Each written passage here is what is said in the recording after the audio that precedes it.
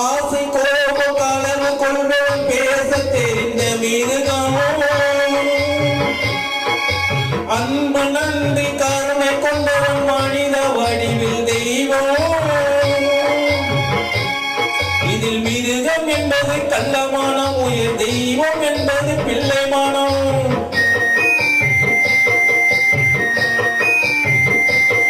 இந்த ஆறு கட்டளை அறிந்தமானது ஆண்டவன் வாழும் வெள்ளைமானம்